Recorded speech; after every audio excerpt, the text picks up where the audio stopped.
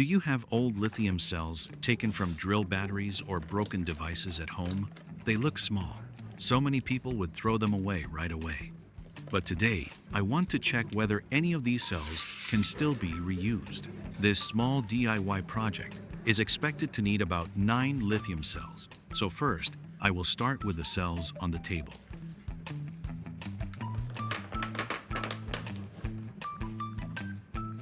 I will check each cell one by one to see which one is still good and which one is already bad.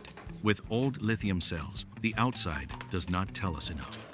Measuring first gives us a safer way to decide which cells to keep.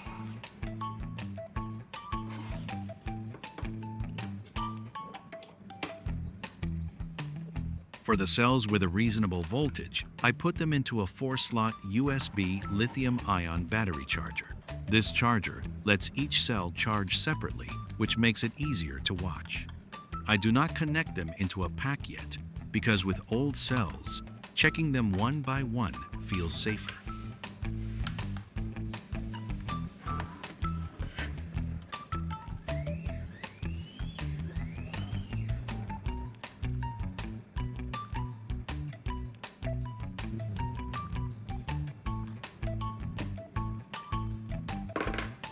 After the first round of checking, I do not see any clearly bad cell yet.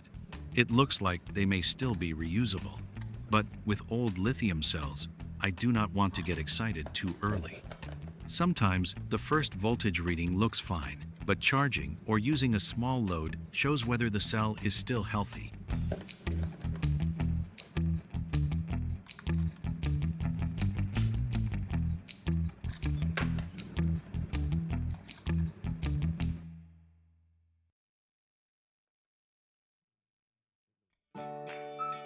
Right after saying that, I find one cell with a problem. That is okay. Before throwing it away, I will try one more check. I have a small trick to wake up a deeply discharged lithium cell, but I want to be clear, not every bad cell can be reused, and this is not the proper charging method. Here, I use a 5-volt source for a very short time to see whether the cell responds again. A normal lithium cell has a nominal voltage of about 3.7 volts and about 4.2 volts when fully charged. 5 volts is higher than that, so it must be watched closely. In this case, I only test it for about 1 minute. Leaving it too long can make the cell hot, swollen, or dangerous.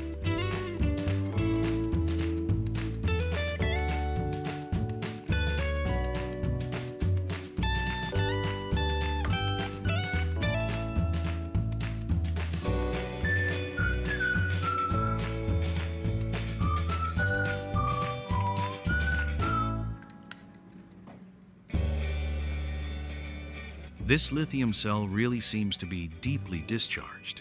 Now I will check it again after about 1 minute and see whether it shows any response.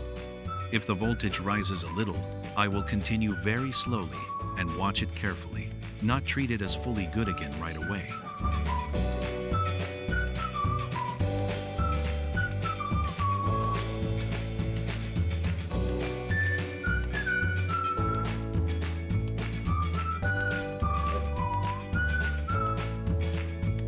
The voltage has climbed to about 2.69 volts, so the cell is showing a response after the short 5-volt test. But this voltage may drop again quickly, because this is only an initial response, not the result of a proper charging cycle. I still need to watch it more before deciding to use it.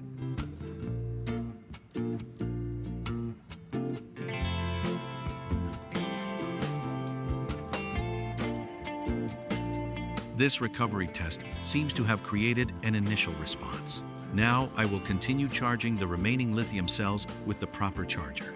While waiting, I will prepare the next part of the work.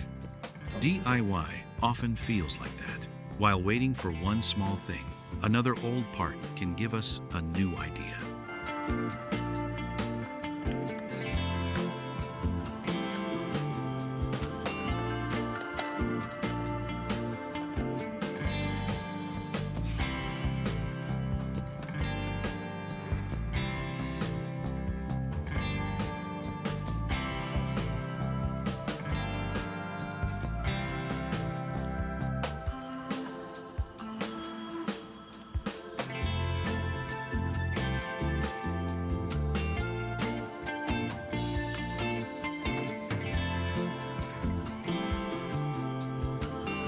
Here, I have a 12-volt, 4-amp-hour battery. It has been sitting unused for a long time. I will check it with the meter first and see whether it still shows any sign of life.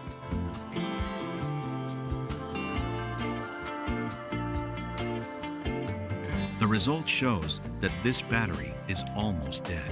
So, instead of throwing it away right away, I will see whether anything inside can still be reused.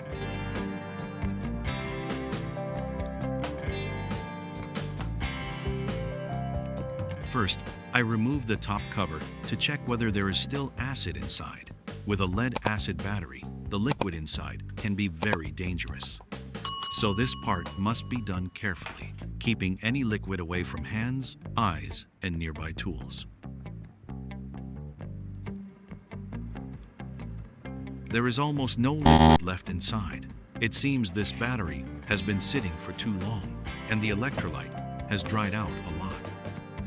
Now, I cut the case open to look inside. I want to see how it is built and whether any part can still be useful for today's project. This is a 12-volt sealed lead-acid battery. Inside, it has 6 small cells, and each cell is about 2 volts. The gray or black plates are lead plates, where the electrical reaction happens to create current. The powdery or muddy material on the plates is the active lead material. It takes part in the charging and discharging process. The white or gray sponge-like sheets between the plates are AGM separators, which means absorbent glass mat separators. They keep the 2 plates from touching each other while holding the electrolyte. The damp or corroded areas inside are signs of sulfuric acid electrolyte. It helps ions move so the battery can work. The 6 small cells are connected in series to make a 12-volt battery. It seems the most useful part for me is the outer battery case. So I will remove the inner core and keep only the case for the rest of the project. The lead core and dirty material inside should be handled carefully and should not be thrown away carelessly. Back to the lithium cells. I will rotate the cells that have not been charged into the charger. After that, I will begin the main part of today's project. With these 9 lithium cells, there are many possible uses in daily life. I remove them from old drill batteries with damaged circuit boards. Since the cells still seem useful, I did not want to throw them away. I place the cells on the vise to hold them steady, then prepare to solder them into one pack. With these 9 lithium cells, can you guess how I will use them? Do not guess too simply yet, because the old battery case from earlier will still matter later. Here is the cell pack after being arranged. I will build these 9 cells into a 3S 3P lithium pack, making a battery pack around 12 volts. I will fully charge it later to save time. Now I use a 3S BMS board for this lithium battery pack. This board helps protect the pack during charging and discharging, but it is not a charger, and it is not a boost or step-down module. Simply put, it works like a basic protection layer for the battery pack. I will attach it to the pack and solder the needed points together.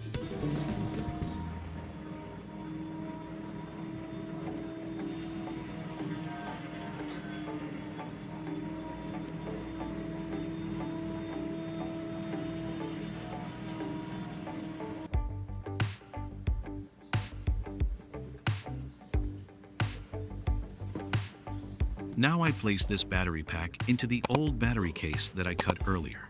At this point, today's DIY project is almost finished. From the outside, it still looks like an old battery case, but inside, it is a different story now. Keep watching a little longer, because I still need to check it before closing the cover.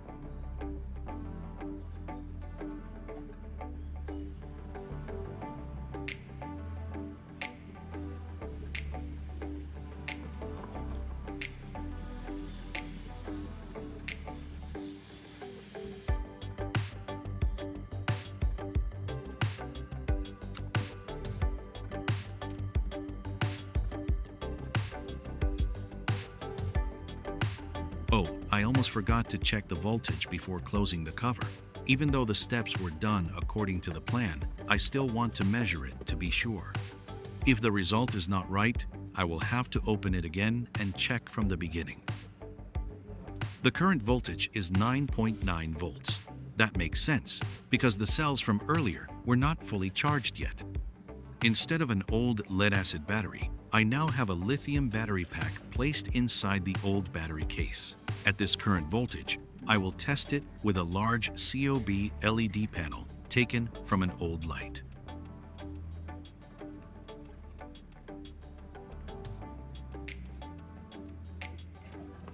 Now, I will try using a battery charger with it.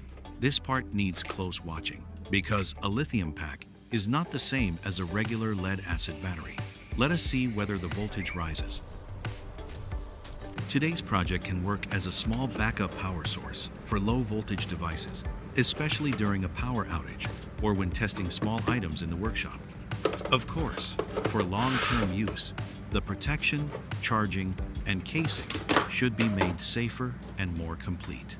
I take the meter and check it one more time to see how much the voltage has risen after charging. After about 45 minutes of charging, the voltage increased from 9.9 volts to 11.39 volts. What do you think about this project? Leave a comment below.